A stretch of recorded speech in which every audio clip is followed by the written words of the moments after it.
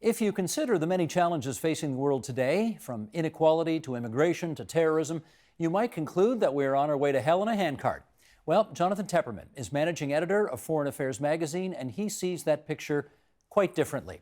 His new book is called The Fix: How Nations Survive and Thrive in a World in Decline. And Jonathan Tepperman joins us now for more via Brooklyn, New York, but originally Windsor, Ontario. There you go. Welcome home. Thank you. Welcome back to the province of Ontario. Let's put your terrible top 10 list off the top here, and then we'll discuss, shall we? Sheldon, let's bring these up. These are the 10 challenges that Jonathan Tepperman has identified in the world we live in today: inequality, immigration, Islamic extremism, civil war, corruption, the resource curse, energy, the middle income trap, and then two things very similar: gridlock abroad and gridlock in the United States.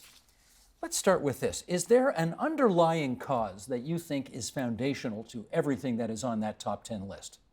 I suppose there is, and that would be bad governance. I wrote the book and selected those 10 issues because they're both the cause and the subject of so much of the turmoil that we're currently experiencing. There's this prevailing narrative that we're living through a time of terrible decline, and it's because all of those problems that you've just listed are wreaking havoc around the globe, and it is assumed by most people that because most countries have struggled with these things for years, if not decades, that they have no solution.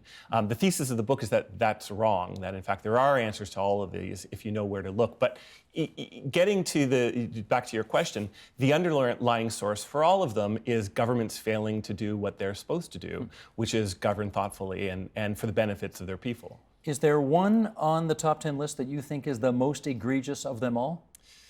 Yeah, I think I would say political gridlock. I mean, of the ones you can blame government for, Islamic extremism is probably the one that doesn't fit in quite as well. But I identify gridlock because it is responsible for so many of the other problems on the list, either in creating them or making them even worse once they get going, and leads to government inaction and the failure of governments to take on these challenges. You know that there will be people looking at this list, and they will say that you have not explicitly, although it's wrapped up potentially in others, you have not explicitly put climate change on this list. Right. How come? Yeah, that was the one tough one that I left off, and it was for a couple of reasons. One, the focus on the book is stories of individual governments or countries that have managed to tackle these problems.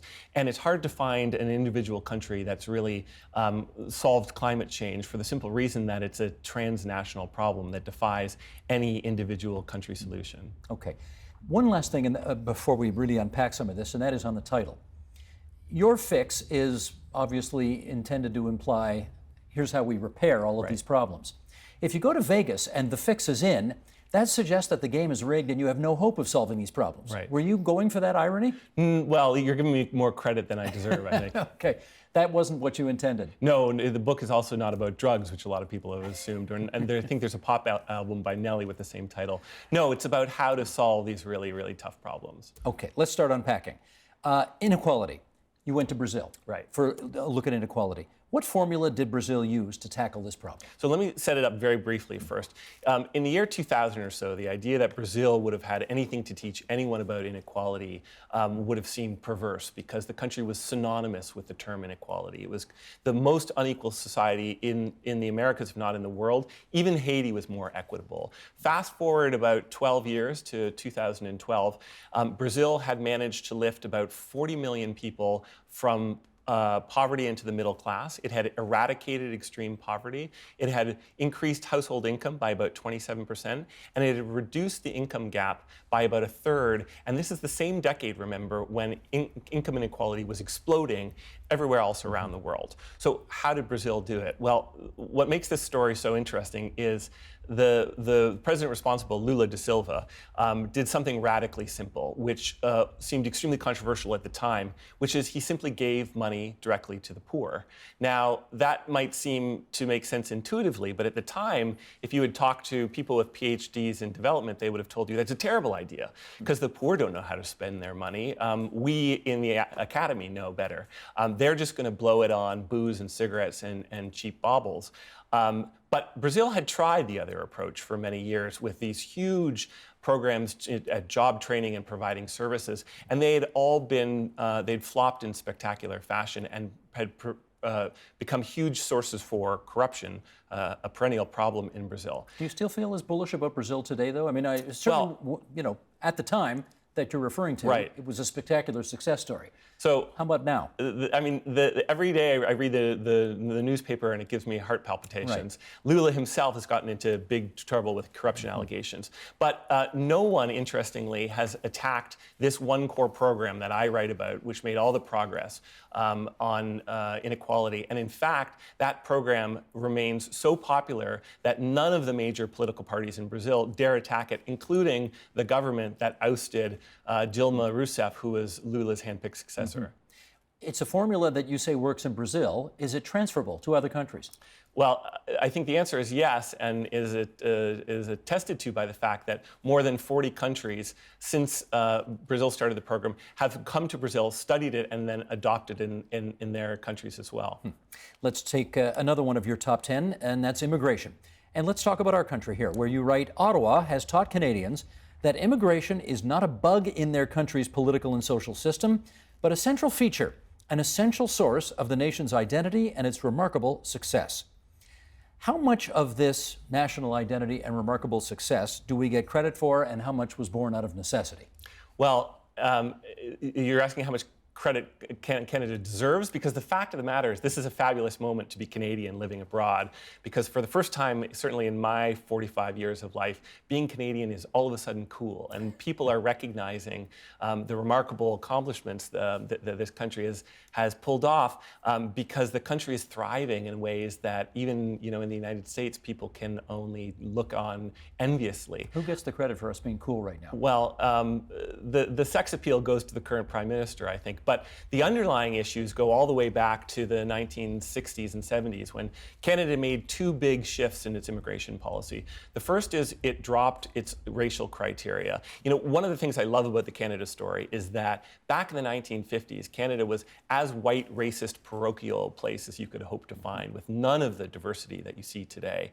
And so the fact that Canada got from there to here is truly remarkable.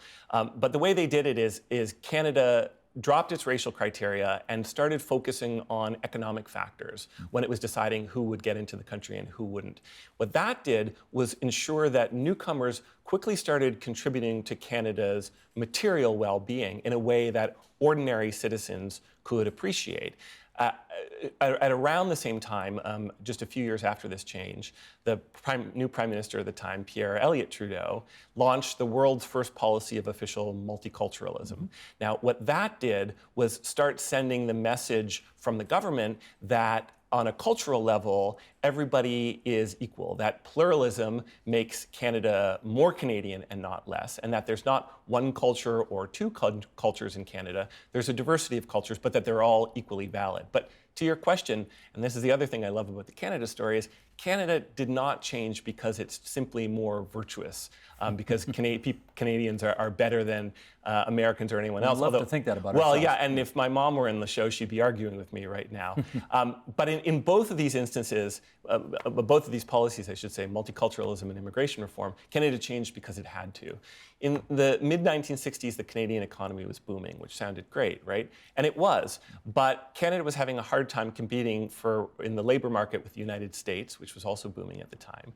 But the real problem that Canadians faced was that their preferred source for the right kind of workers, which at that time meant the white kind of workers, had just stopped exporting them. Europe was finally recovering from the devastation of World War II, and so Europeans didn't need to move to the New World for jobs anymore. So Canada couldn't find white workers to import, and so after a lot of hand-wringing and teeth-gnashing, the government finally decided that it was going to bite the bullet and that it was going to open up and drop race and national origin as a criteria. Well, the government made peace with that Canadians weren't at all happy about it at the time. And so that was one of two big problems that Trudeau inherited when he became Prime Minister in '68. The other big problem, of course, was Quebec separatism, which had just become a particularly bitter and a particularly hot issue. The FLQ was setting off bombs in Montreal. Canadians were actually killing other Canadians over politics. Trudeau's first attempt to address the issue was through passing the Official Languages Act, which for the first time gave French equal standing with English and was supposed to equalize the two communities in the country. The Francophones predictably liked it, the Anglophones not so much. Trudeau anticipated that, but, pardon me, what he didn't anticipate was that there was a whole other segment of the population who lived mostly in the Western provinces, represented about 26% of the country, and they did not consider English or French their native language. These were the Ukrainians, the Jews, the Armenians, the Italians, the Portuguese, the native Canadians. And they hated the new legislation because they didn't want English or French to be the official language. So they started a political rebellion, and they were a critical, if often overlooked, support base for Trudeau's Liberal Party. So Trudeau realized he needed to try something new, and he needed to swing for the fences and to come up with a policy that would both address all this popular discontent with the new dark-complected immigrants who were flowing into Canada for the first time, and for all of the unrest in Quebec and in the rest of Canada with the language policy. His solution was multiculturalism. And over time, that started to very quickly send messages to Canadians that the country's culture should be inclusive. At the same time, as I said earlier, that the immigration reform was sending the same message in a sort of a material and economic level. I suspect most Canadians think that's all worked out, right? We get along fairly peaceably with each other, and we're not killing each other over politics in this country like we do, like so many others do in other countries. Having said that, we didn't have a dominant national cultural identity as, say, Germans do, or French do, or British people do. And therefore, how exportable is what we've done here? Right. I mean, you make a good point. That is one of the things that makes Canada fairly unusual. We're a country of immigrants. It's also relevant that Canada is physically vast and hasn't had much of a problem with illegal immigration in the past because, of course, we have oceans on two sides, the Arctic to the north and the United States to the south. So the percentage of the Canadian population that's undocumented, the immigrant population, is about 3 to 6%. In the United States, it's much, much higher than that. It's over 30. But what tells you that it's not just about good luck and good fortune, but about the right government policies as well, is the United Kingdom also happens to be surrounded by water. As a consequence, it also has virtually no problem with illegal immigration, and yet opposition to ordinary immigration is twice as high there as it is in Canada. And there's no party running for office in Canada that's anti-immigration. That's right. I mean, that really makes Canada almost unique in the entire Western world right now. Okay, let's move on to one of the other members of your top 10 list, and that is Islamic extremism, and I want to talk Indonesia. What advantages did Indonesia have in terms of dealing with Islamist parties? When it started off as a democracy in 1998-99, it had very few. In fact, when the country overthrew its long-term dictator, Suharto, who had been a nasty guy but reliably secular, a lot of observers thought the country would explode or it would quickly become the sort of version of Iran in Southeast Asia. But that's not at all what happened, and that's thanks to a number of very, very smart policies that Indonesia's democratic leaders pursued. How did they grapple with terrorism? Well, they on the one hand, they dealt with political Islam and reduced its popularity by stealing many of the Islamists' best campaign promises, economic development, corruption, and making them their own. They even invited some of the radicals into their governing coalitions. What that did was it forced the extremists to actually help govern, and that quickly exposed the fact that they weren't so good at the job, which dramatically decreased their appeal. At the same time, Indonesia did start waging a very serious war on violent terrorism, but the Democrats in charge had learned a key lesson from those dark years of dictatorship under Suharto, and that was that repression only creates more extremism. So they were very careful not to replicate his brutal tactics. They basically waged a war on terrorism using democratic means. They used the courts. They only detained suspects when they had enough evidence. They held public trials. They treated it as a law enforcement problem and used the police instead of the military. And what that did was was several things. One, it sent this message to the public that democracy is working. On the other hand, it refused to allow the Islamists to claim the status of repressed victims, which of course is their most powerful recruiting card. Because most people look at Indonesia and they say, here is a country that has figured out that balance of democracy, Islam, and respect for human rights. Yeah. How, I'll ask the same question I've asked 3 times now. How exportable is that formula around the rest of the world? So, a lot of people say, oh, you can't use Indonesia as a good example because it's not an Arab country. It's very far away from the Arab heartland of Islam. That Islam in Indonesia has traditionally been more liberal. And some of that is true, but a couple things to keep in mind and that make Indonesia such an important example. Number one, it's the biggest Muslim majority country in the world. Number two, it's the 4th largest country in the world, period. So it's a What's pop? It's like 200? It's over 200 million people. Right. Yeah. 95, 96% Muslim. As for the supposedly liberal version of Islam, that had actually been on the wane by the time Indonesia became a democracy in the late 1990s. And what's fascinating to me about the Indonesia story is that even as the country has become more democratic, and even as increasing number of Indonesians have rejected political Islam. So the Islamist parties have steadily lost support in all of the last 4 elections. At the very same time, the country has become more pious. Indonesians are becoming more religious on a personal level, just not on a political level. And so that shows that you don't have to be secular to win this war. You are, in some respects, spitting not only into a wind, but into a hurricane. Because you, and I guess Steven Pinker is one of the other authors out there, you're trying to say that the world is not a completely destructive, nihilistic, godforsaken place that is going, as we suggested in the intro to Hell in a Handcart, that there actually is some hope and there are things moving in the right direction. If there is good news out there to be reported, why do we never hear about it? Well, frankly, it's the fault of people like you and me in the media industry who tend not to focus on it. There's the adage that bad news sells, if it bleeds, it leads. If it bleeds, it leads. All of that is still treated as an article of faith by many of us in the media. Do you believe, though, that people are not interested in reading about positive, constructive things? This is one of the things that I find the most surprising is that since the book has come out, people are telling me over and over and over again that there is this big appetite for this counter-narrative. And that raises the question of why our brothers and sisters in the industry don't talk this way more often. I think part of the problem is the solutions are sometimes complicated to describe. It's easier to talk about the problem than it is to talk about the answers. And I had to look far and wide to find these success stories. Many of them are not close to the United States or obviously apparent. So you have to do a lot of digging and you have to do a lot of traveling. And that's, again, something that we in my adopted country, the United States, are not so good at. Let's finish up on your adopted country. You're going to have a new president soon. Right. Which of these top 10 list of terrible things happening in the world right now do you think ought to be priority number 1? Well, it has to be political gridlock, because unless that gets solved, nothing else on the list is going to be addressed. It's a fact that Congress now, for the last 8 years, has done less on fewer issues than any prior Congress in American history.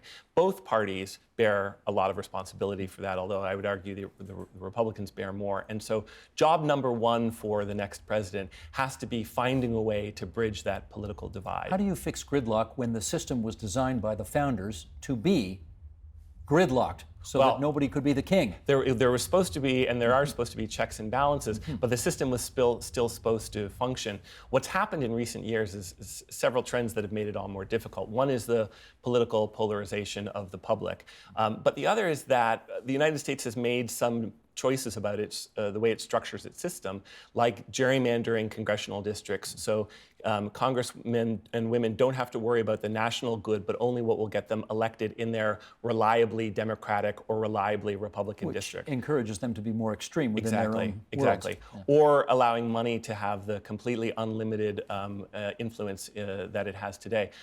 All of these things have made it more difficult. But I suspect that the next president will recognize that the problems have gotten so acute that she needs to take action. I was wondering if you were going to say that. I'll make my prediction here. The next president, whoever she is. Right, exactly.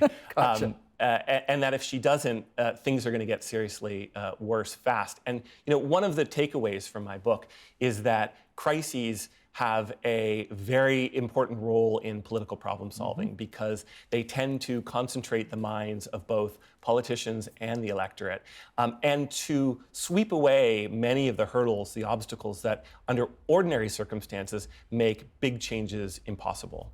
That's Jonathan Tepperman. His book is called The Fix: How Nations Survive and Thrive in a World in Decline.